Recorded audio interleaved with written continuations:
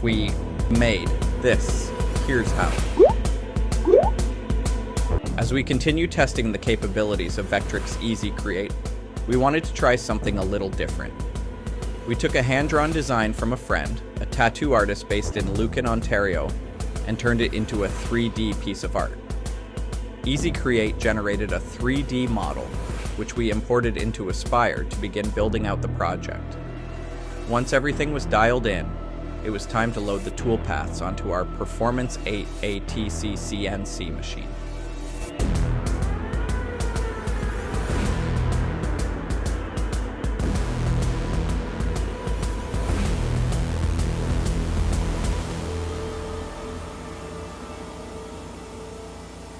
For the roughing pass, we're using a 1/4 inch downcut end mill to remove the bulk of the material and prepare the surface for detail work.